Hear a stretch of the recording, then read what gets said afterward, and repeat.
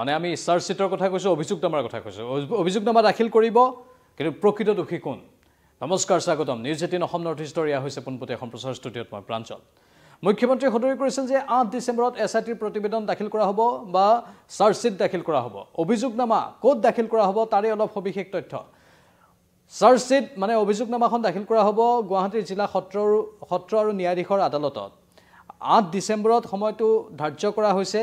8 ডিচেম্বৰতে এই অভিযোগনামা দাখিল কৰাৰ লগে লগেই তাৰ ওপৰত পৰৱৰ্তী সময়ত তদন্ত প্ৰক্ৰিয়া মানে শুনানি প্ৰক্ৰিয়া আগবাঢ়িব। আৰু মুখ্যমন্ত্ৰী এই কথাও সদৰি কৰি থৈছে যে ফাষ্ট ট্ৰেক আদালতত বিচাৰ প্ৰক্ৰিয়া চলিব, শুনানি প্ৰক্ৰিয়া চলিব। আৰু ফাষ্ট ট্ৰেক আদালতৰ সেই বিচাৰ প্ৰক্ৰিয়াৰ বাবে এতিয়া সকলো সাজু হৈছে। আমি ইতিমধ্যে জানো যে শ্যামকানু মহন্ত অথবা সিদ্ধাৰ্থ শৰ্মা বা যি দুজন সুৰক্ষাকৰ্মী আছিল জুবিন গাৰ্গৰ, অথবা শেখৰ বা অমৃত প্ৰভা, এই আটাইবোৰ কাৰাগাৰত বন্দী। ভাৰ্চুৱেলি তেওঁলোকৰ আজি আদালতত ভাৰ্চুৱেলি তেওঁলোকৰ হাজিৰ কৰোৱা হয় আৰু ভাৰ্চুৱেলি তেওঁলোকৰ পৰা ভাষ্যবোৰ সংগ্ৰহ কৰা হয় এই 7 অভিযুক্তৰ পৰা।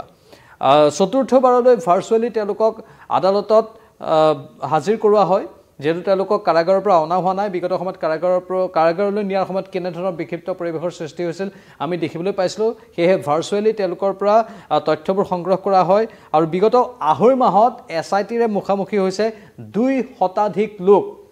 কিন্তু এতিয়ালৈকে শ্যামকানুৱে হওক, সিদ্ধাৰ্থেই হওক, এটাও অধিবক্তা পোৱা নাই। আৰু অসমৰ কোনো অধিবক্তাই তেওঁলোকৰ হৈ গোচৰ বা এই সমগ্ৰ প্ৰক্ৰিয়াত তেওঁলোকৰ হৈ ওকালতি নকৰোঁ বুলি সদৰি কৰিছে। কিন্তু আদালতৰ এটা স্পষ্ট নিৰ্দেশনা আছে যে এজন ব্যক্তিয়ে বা অভিযুক্তই তেওঁ অধিবক্তা পোৱাটো মৌলিক অধিকাৰৰ ভিতৰত পৰে। সেয়েহে এইবাৰ হয়তো অভিযোগনামাখন যেতিয়া দাখিল কৰা হ'ব 8 ডিচেম্বৰত জিলা সত্ৰ আৰু ন্যায়াধীশৰ আদালতত, তেতিয়া হয়তো আদালতে সেই কথাটোৱেই ক'ব যে আমি তেওঁলোকক একোজন বা গোটেইকেইজনকে এজন অধিবক্তা দিব লাগিব। আৰু যদি গুৱাহাটী বা অসমৰ কোনো অধিবক্তাই তেওঁলোকৰ হৈ ওকালতি নকৰে, বাহিৰৰ পৰাও অধিবক্তা আনিব পাৰে, তাৰো ব্যৱস্থা আছে। মানে দিল্লী বা আন ৰাজ্যৰ পৰাও অধিবক্তা আনিব পাৰে, অধিবক্তা আহি তেওঁলোকৰ হৈ ওকালতি কৰিব পাৰে। কাৰণ অসমৰ কোনো এজন অধিবক্তাই তেওঁলোকৰ হৈ ওকালতি নকৰোঁ বুলি সদৰি কৰিছে। তাৰ বিপৰীতে মুখ্যমন্ত্ৰীয়ে এই কথাও সদৰি কৰি থৈছে যে হত্যাৰ কেছ এই সমগ্ৰ ঘটনাত সাঙুৰ খাইছে আৰু ইয়াক হত্যাকাণ্ড বুলি মুখ্যমন্ত্ৰীয়ে বাৰে বাৰে সদৰি কৰি আছে। আৰু সেয়েহে এই বিশেষ তথ্যত এই অভিযোগনামা, সেই অভিযোগনামাত প্ৰকৃততে কাক প্ৰকৃত দোষী সজোৱা হৈছে সেই এটা স্পষ্ট সকলোৰে চকু থকা এটা খবৰ হ'ব। 8 তাৰিখে হয়তো আমি সেই কথাটো গম পাম। সকলোৰে দৃষ্টি সেই বিষয়টোৰ ওপৰতে নিবদ্ধ থাকিব যে প্ৰকৃত দোষী কোন। যিহেতু মুখ্যমন্ত্ৰীয়ে কৈছে যে ইয়াত গোচৰ আছে হত্যাকাণ্ডৰ, কিন্তু দোষী কোন, কোনে প্ৰকৃততে আমাৰ প্ৰাণৰ শিল্পীগৰাকীক প্ৰাণে মাৰিলে, প্ৰাণৰ শিল্পীগৰাকীক প্ৰাণে মৰাৰ অভিসন্ধি কোনে ৰচনা কৰিছিল, এই আটাইকেইটাৰ ভিতৰত এই 7টাৰ ভিতৰত প্ৰকৃত দোষী কোন সেইটো অভিযোগনামাতে স্পষ্ট হ'ব। তাৰপাছত শুনানি প্ৰক্ৰিয়া আগবাঢ়িব। সেই শুনানি প্ৰক্ৰিয়া কিমান লেহেমীয়া হয় নাজানো আমি, কিন্তু যিহেতু মুখ্যমন্ত্ৰীয়ে কৈছে যে ফাষ্ট ট্ৰেক আদালততে এই শুনানি প্ৰক্ৰিয়া চলিব, বিচাৰ প্ৰক্ৰিয়া চলিব, সেয়েহে আমি খৰতকীয়াকৈ এই তদন্ত প্ৰক্ৰিয়া বা শুনানি প্ৰক্ৰিয়া আগবাঢ়িব বুলি আশা কৰিব পাৰোঁ। ইতিমধ্যে আমি গোটেইখিনি তথ্য আপোনালোকক দিলোঁ যে প্ৰথম কথা হ'ল যে 8 ডিচেম্বৰত মুখ্যমন্ত্ৰীয়ে কোৱা অনুসৰি অভিযোগনামা বা এই চাৰ্জশ্বিট দাখিল কৰা হ'ব গুৱাহাটীৰ জিলা আৰু সত্ৰ ন্যায়াধীশৰ আদালতত।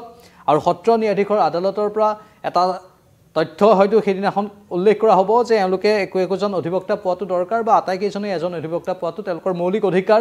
সেয়েহে তেওঁলোকক হয়তো অধিবক্তা দিয়াৰ ব্যৱস্থা কৰাও হ'ব বা তেওঁলোকে বাহিৰৰ পৰা অধিবক্তা আনিব। অসমৰ কোনো এজন অধিবক্তা তেওঁলোকৰ সপক্ষত তেওঁলোকৰ হৈ ওকালতি কৰাৰ বাবে আগবাঢ়ি নাহোঁ বুলি সদৰি কৰিছে। সমান্তৰালভাৱে কিন্তু এতিয়ালৈকে এওঁলোকে অসমৰ কোনো অধিবক্তাক এপ্ৰ'চো কৰা নাই। শ্যামকানুৱে হওক, সিদ্ধাৰ্থেই হওক, অথবা শেখৰেই হওক, অমৃত প্ৰভাই হওক, বা বাকী সন্দীপন গাৰ্গীয়ে হওক, বা বাকী কনিষ্টেবল দুজনেই হওক, সুৰক্ষাকৰ্মী দুজনেই হওক, তেওঁলোকে কিন্তু এতিয়ালৈকে কাকো আবেদনো কৰা নাই যে আমাক বাহিৰৰ পৰা হ'লেও অধিবক্তা লাগে বুলি। এওঁলোকে এই মুহূৰ্তলৈকে হাত দাঙি আছে, এই মুহূৰ্তলৈকে এওঁলোকে ন্যায়িক জিম্মাতেই আছে। এওঁলোকে এই মুহূৰ্তলৈকে এবাৰো এই গোচৰটোৰ ক্ষেত্ৰত যুঁজিবলৈ চেষ্টা কৰা নাই। তেওঁলোকে সম্পূৰ্ণৰূপে এই ক্ষেত্ৰত এৰি দিছে সকলো কথা আদালতৰ ওপৰত। কিন্তু আদালতৰ ওপৰত এৰিলে নহ'ব, তেওঁলোকৰ হৈ ক'ব কোনে।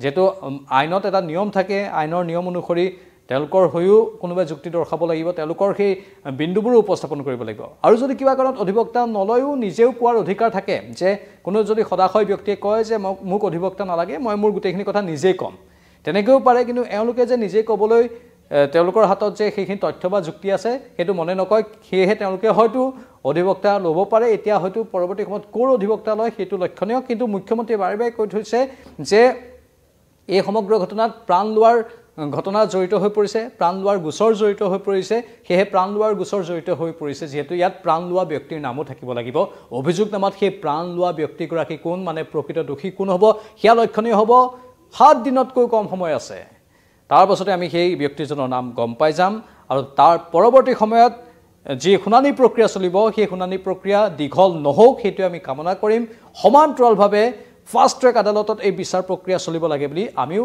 সংবাদ মাধ্যমৰ তৰফৰ পৰাও দাবী উত্থাপন কৰিম কাৰণ এয়া সমগ্ৰ অসমবাসীৰ দাবী সেই সমগ্ৰ অসমবাসীৰ দাবীটোৱেই আমি উত্থাপন কৰিম আৰু পুনৰ সেই যিটো ডিজিটেল আন্দোলন যি ডিজিটেল আন্দোলনে 60 লাখ অতিক্ৰম কৰি গ'ল #Justice4Jubin Garg ফেচবুক যোৰ যিটো মাধ্যমত এই ডিজিটেল আন্দোলন এতিয়া চলি আছে সেই ডিজিটেল আন্দোলন এতিয়া আৰু অধিক সৰব হোৱাটো বা সক্ৰিয় হোৱাটো দৰকাৰ বুলি আমি উল্লেখ কৰিম আপোনালোকৰ মতামত কি কমেন্ট বক্সত কমেন্ট কৰি জনাব এইখিনি আছিল এই মুহূৰ্তৰ তথ্য পৰৱৰ্তী সময়ত আৰু অধিক তথ্য আনিবলৈ চেষ্টা কৰিম চাই থাকক নিউজ 18 অসম নৰ্থ ইষ্ট নমস্কাৰ